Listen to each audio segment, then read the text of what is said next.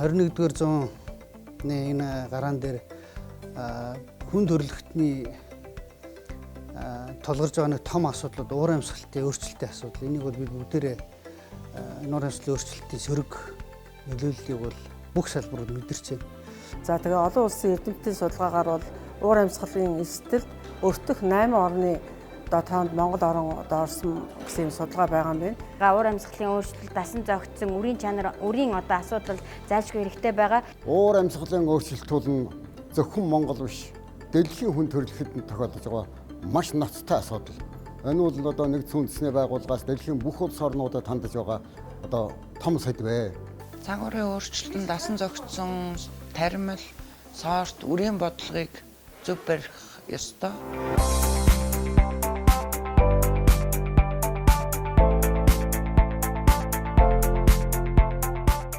Байгаль цагуурын энэ эрсдэл үүсээд байгаа бүслүүрийнхээ нутаг дэвсгэртэй тохируулаад бас наривчилж их тогтоох. Энийг бол маш нарийн судалгаан дээр энэ бүслүүр ихж тогтоох нь бас их зөв юм уу гэж бодож байна. Тэрэндээ таарсан одоо технологиудаа бол яг тэр бүслүүрт нь тохируулж одоо судлаж тогтоож ингэж мөрдөх нь бас цаашдаа эрсдлийг давах бас нэг нөхцөл болов уу гэж бодож байна. За тэгээ ерөнхийдөө бол энэ асуудлыг шийдвэрлэхэд санхүүжилтийн их үүсвэр бол одоо маш чухал байдаг. Тэгэхээр Монгол орны хувьд бол Азийн өндөрлөгт оршдог улсын хувьд дэлхийд одоо болж байгаа уур амьсгалын өөрчлөлтийн үйл явцтай харьцуулах юм бол өнөөдөр агаарын дундаж температур дунджаар 2.1-ээс 2.2 градусаар сүүлийн 80 жил нэмэгдсэн байгаа юм. Тэгээ энийг дэлхийн дундажтай харьцуулахаар бараг одоо 3 дахин шахуу их ийм дулааны одоо өөрчлөлт Монгол орнд бий болцсон. Хоёрдугаарт нь одоо хурд үндэсний хувьд бол сүүлийн 75 жилийн дүнгээр нэг хурд үндэс эцэндээ нэг 7-8 хувиар багассан. За ийм одоо дүр төрх байна. За ингээ алсын ирээдүг нь харах юм бол 2050 2100 он гэхэд Монгол улсын өмнөд болон баруун өмнөд хэсэг дийлэнх нутгаар хуурайшилт дулааны эрчим нэлээд одоо нэмэгдэх ийм төлөвүүд бас одоо ажиглагдж байгаамаа. За нэгдүгээрт нь цагуур өөрчлөгдөж байгаа. Энд цагуурын өөрчлөлтийн эерэг өөрчлөлтүүдийг бид аль болох үр ашигтай ашиглахад таримл болон сортын бодлогыг чиглүүлэх шаардлагатай гэж үзэж байгаа. Ялангуяа услгаатай тариалан үр ашигтай явуулахын тулд өнөөдөр цаг агаар дулаарч хүүтэнгүй хоног уртсаж байгаа учраас хуучин манад боловсрж үр өгдөггүй байсан таримлуудыг тариалах боломж бий болж байгаа. За өнөөдөр үр тарианы тариалан ашиглаж байгаа өрнөш буудаан сэлгээ. За ингээ бусад одоо сэлгээнүүд байна. За хөрсийг одоо хавж илдэншүүлэх, илгэд левлээс хамгаалах технологиуд, за хөрсийг тэгэлдэншүүлэх технологиуд. За энэ бүгд л одоо манай эрдэмтдийн хүч хөдөлмөр шингэсэн ийм технологиуд өнөөдөр үйлдвэрлэлд бол өршөөгөө ингээ явж байна.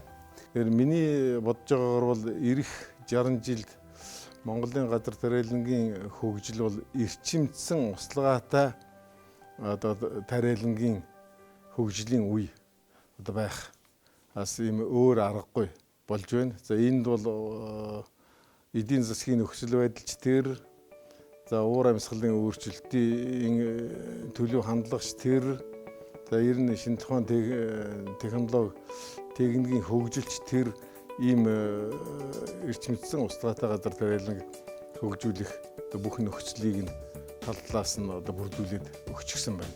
2010 хэдэн оноос эхлүүлээд манай улсын уур амьсгалын байдал бол одоо нэлээд тогтворгүй байдалд одоо шилжсэн нь эрс мэдэгдэж байна. За сүүлийн одоо жилүүдийн мэдрэгээр бол өсөхтөр сүүлийн 76 жилийн дотор хоногийн дунд жилийн дундаж температур 225 градусаар нэмэгдсэн байна. 2015 онд биднээс нэгдсэн үндэсний байгууллагад тайлан явуулж байхад 212 байсан. Тэгсэн чинь одоо 225 болж нэмэгдэжгээд байна.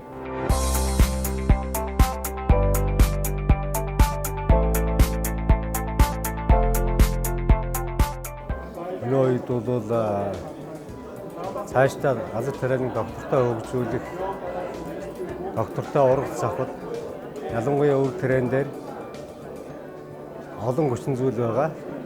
Үүний дотроос хамгийн чухал үзүүлэлт гэж үзэх юм бол тухайн бүс нутагтаа тохирсон сортыг зөв сонгож тариалах.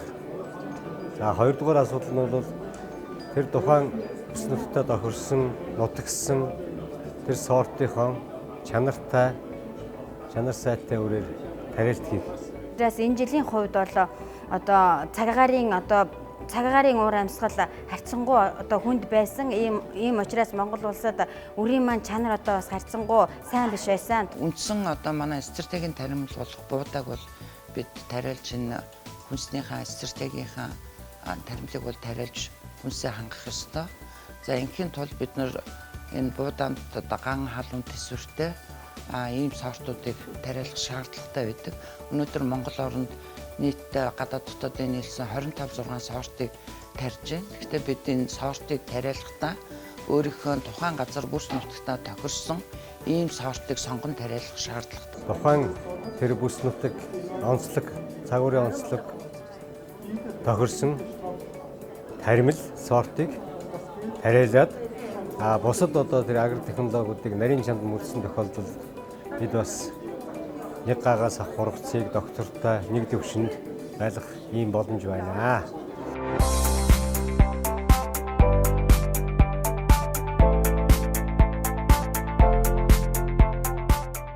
Уур амьсгалын өөрчлөлтийг дагаад бидний тариаланд ашиглаж байгаа хөрсний үржилшин илэгдэл эвдэрлийн байдал бас нэлээд үржилшин буурах, за хөрс илэгдэх процесс нэлээд эрчимжиж байгаа юм зүйл ажиллагдаж байгаа.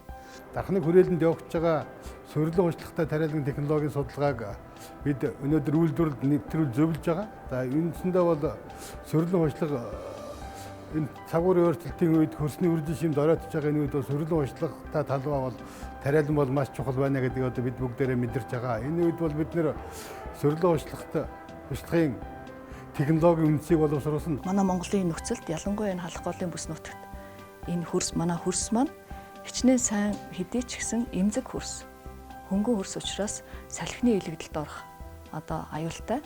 Тэгэхээр зэрэг бид нар энэ уур амьсгалын өөрчлөлттэй байгаа нөхцөлд хөрсөө хамгаалах асуудал бол бидний амин чухал асуудал байх ёстой. Тэгэхээр зэрэг ер нь энэ элдэншүүлэггүй технологиг одоо мөн чанараар нь зохистой яг бүрэн утгаар нь хэрэгжүүлэх шаардлагатай. За манай баруун бүс бол үндсэндээ 2018 оны тоо мэдээлэлээр 16 мянга тариалж байна. За үүнээс өв саймгүй 88%-ийг 14 мянгад нь тариалж байгаамаа. За 2008 оны Атрийн 80-ны хүрээнд бас энэ манай одоо сарын харьцангуй дээшилж байна. За энэ юуг илтгэж байна гэхээр бид Улаанбуудаан тариалах хэмжээ маш их нэмэгдлээ. За энэтэй холбоотой уур амьсгалын нөлөөлөлд бид нар ганц Улаанбуудаа тэгээд Хуран шигсэн хоёр талбаас сэлгээнд л оршиж байна. Цаашаа бид юунд хүрэх вэ гэхээр таримлын сэлгээ, элдэншүүлгүй технологи, хурцлаг ус чиглэлийн одоо ажлуудад яалчуд тулгарч байгаамаа. Манай хөрс тариалангийн хөрс нэлээд ядуурсантай холбоотойгоор хөрсний үржилшин мэдэгдэх, за эрдэс болон одоо органик бордооны судалгаа, үйлдвэрлэл, хэрэглэн чиглэсэн одоо энэ судалгаа, үйлдвэрлэл болон инновац ажлууд нэлээд нэмэгдэх хэрэгтэй. Энийг үйлдвэрлэлд нэвтрүүлэх ажилд бас нэлээд одоо анхаарах хэрэгтэй болж байгаа.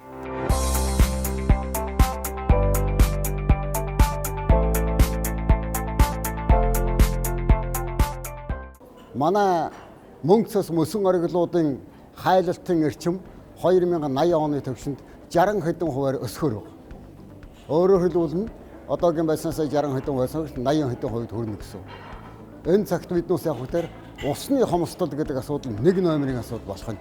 Ирэх одоо 60 жилд бол манай улсад улсын хэмжээгээр нийтдээ нэг 230 орчим мянган га туслахаатай газар тариаланг эрхэлчих усны болоод газрын нөөц байгаа юм. Монгол орны альч бүсэд хангаа ихээр говийн бүсэд хүнсний ногоо жимс хоёрыг бол 100% услагаан тарьж байгаа.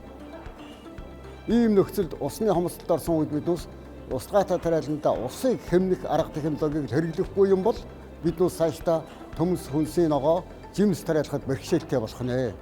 Ямар арга зам байна вэ? Дэлхийд дахинд одоо бодож олсон биднээсийн хэрэглэж туршсан хоёр арга байгаа. Тэрний нэг нь үл явахтэр устгаатай төмс хүнсний ногоо жимсний талбайд болно. Дуслын болон нэвчүүлэх устгаа гэж. Газар доогуур тавьсан хоолой аажимдаа утсаа нэвчүүл гаргадаг чигтэй байдаг. Тэр нь одоо үндэс орчмын чиг хөрсийг чигшүүлдэг ийм нэг арга. Нөгөөх нь тусдаар асуудаг. Энэ бол одоо усалгааны хамгийн одоо хэмнэлттэй арга. Тэгэхээр энэ ирэх 60 жил манай улсын хүн ам бол одоо 5-6 саяас дээш болно. Тэгээд тэр хэмжээгээр ургамлын гаралтай хүнсний бүтээгдэхүүний эрэлт хэрэгцээ бол нэмэгдэнэ. Тэгэхээр энэ өсөн нэмэгдэж байгаа ургамлын гаралтай хүнсний бүтээгдэхүүнийг хангах ерөөсөө цорын ганц арга бол нэгж талбайгаас авах ургацын хэмжээг одоо нэмэгдүүлэх ёстой. Тэгэхээр нэг талбайгаас авах ургацын хэмжээг нэмэгдүүлэх үндсэн арга бол услагаатай, бордоотой, тэгээ эрчимдсэн одоо соор таримлуудыг тариалж өндөр ургас авах ийм л одоо үндсэн зарчим байгаа юм. Тэгэхээр услагаатай тариаланд аль болох бүтээмж өндөртөө. Жишээлбэл Эрдэнэшийн ногоон мас гэх чинь гаагаас 50 тонн ногоон мас авах юм боломжтой сортууд байгаад байна. Тэгэхээр энэ услагаатай тариаланд энэ Эрдэнэ шиш мэтийн ийм бүтээмж өндөртөө. За түүнээс гадна уургаар баялаг, за мөн хөрсөө сайжруулдаг буурцах таримлуудыг тариалах зэрэгээр одоо мөн одоо тоос техникийн гэсэн ийм таримлуудыг шинээр тариалах ийм боломж бол бий бол.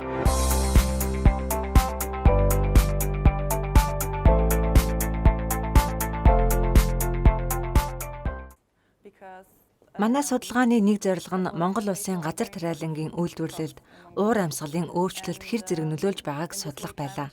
Сүүлийн 60 гаруй жилийн цаг агаарын мэдээнд тулгуурлан ургацын загварчлал боловсруулсан Монголын сонгож авсан тариалан бүхий 8 аймгийн улаан буудай, төмсний ургацын ирээдүйн хандлагыг тооцоолсон.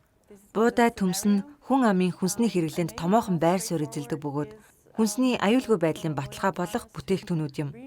Бидний судалгаагаар Монголын газар тариаланд уур амьсгалын өөрчлөлт нөлөөлж эхэлсэн. Цаашид ч гэсэн нөлөөлөхөөр байна. Гэхдээ ирэх 30 жилд ургацын хэмжээ нэмэгдэнэ. Эхний жилүүдэд энэ өсөлт их байх бөгөөд сүүлийн жилүүдэд өсөлт удаашрах төлөвтэй байгаа нь уур амьсгалын өөрчлөлттэй холбоотой. Дундаж дүнгээр зусах буудай 115%, төмсний ургац 110% өсөлттэй байхаар тооцоо гарсан. Судалгааны дүнд тулгуурлан хэд хэдэн зөвлөмж өгч байна. Монголын тариаланчид уур амьсгалын өөрчлөлтөд дасан зохицох үйл ажиллагааг эхлүүлэх шаардлагатай. Ухаалаг газар тариалангийн концепцийг анхаарч ган халуунд төсвөртэй үр сортыг сонгох, хөрсний үржил чимийг сайжруулах, бордоо, ургамал хамгааллын бодисыг зохистой хэрэглэх хэрэгтэй байна. Мөн нэг чухал ажил бол уур амьсгалын өөрчлөлтөд дасан зохицох чиглэлийн мэдлэг мэдээллийг түгээн дэлгэрүүлэх ажлыг зохион байгуулах шаардлагатай. Шинэ технологи нэвтрүүлэх, хөрсний үржил шимийг сайжруулах ажлуудыг хийхэд тариаланчид энэ талаар хангалттай мэдлэгтэй байж хэрэгжүүлж чадна. Мэдлэг түгээх ажлыг хөдөө орон нутагт экстеншн төвүүдээр дамжуулах боломжтой. Уур амьсгалын өөрчлөлтийн нөлөөгөөр Монгол орны агаарын дундад чим өсөж байгаатай холбогдуулан тариалалтын улиралж мөн уртсаж байгаа тухай өчигдрийн хурал дээр яригдсан. Тариалангийн улирал уртсаж байгаа нь бидэнд шин төрлийн таримлуудыг туршиж үзэх боломжийг олгож байна. Тухайлбал шар буурцаг Эрдэнэ шиш зэргийг нэрлэж болно. Бид Казахстанд хэрэгжүүлсэн төслийнхөө хүрээнд цаг уурын эрсдэс уур амьсгалтай жилд 250 мм хурд тундас ордог талбай дээр Эрдэнэ шишийг амжилттай тарьж ургуулan гаагаас 4 тонн ургац авсан туршлагатай. Бид яагаад Эрдэнэ шиш тариалж эхэлсэн бэ гэхээр бидэнд талбай дээр хучлага болгон ашиглах биомасс хэрэгтэй байсан юм. Эрдэнэ шиш тариалах нь талбайд хангалттай хэмжээний сүрэл үлдээдэг. Иймд Монголд Эрдэнэ шиш тариалж туршиж үзэх хэрэгтэй гэж би зөвлөмөр байна.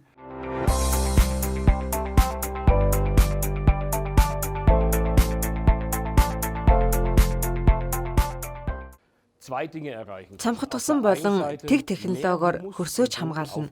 Мөн ургацын хэмжээ тогтвортой өсч талбайд үлдэх хүлдэгдэл нь ихэлснээр хөрсний органик бодис масс нэмэгдэж хөрсний үржил шим чанар сайжирна.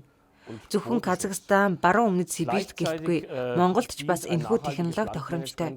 Германд бордоо их хэрэглэж ариван ургац авснаар талбайн органик бодисын хэмжээ байх ёстой хэвийн хэмжээнээсээ давж байгаль орчны асуудал үүсгэж байна.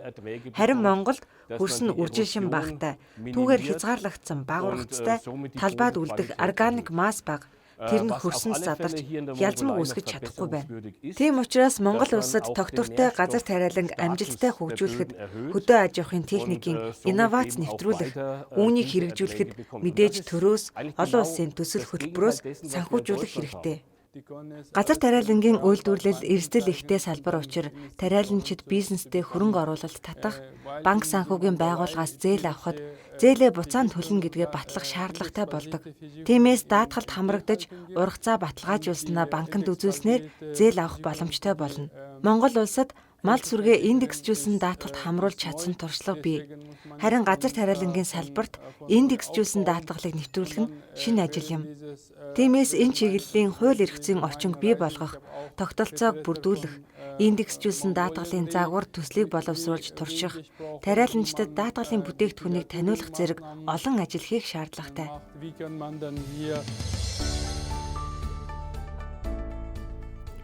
Монгол орны газар тариалангийн үйлдвэрлэлд уур амьсгалын өөрчлөлтөнд дасан зохицсон тогтвортой газар тариалан хөгжүүлэх, үүний тулд ямар боломж, гарц шийдэл, технологи байгаа тухай эрдэмтэн судлаачид олон жилийн судалгааг тулгуурлан ярилцлаа. Үр, бордоо, хөрс хамгаалал, ус жуулалт зэрэг бүгд шинжлэх ухааны үндэслэлтэй эдийн засгийн тооцоотой хөгжүүлэхийг анхааруулж байна. Олон улсын онол практикийн хурал зөвлөгөөнийг Герман Монголын хамтын ажиллагааны тогтвортой хөдөө аж ахуй төслөөс зохион байгууллаа.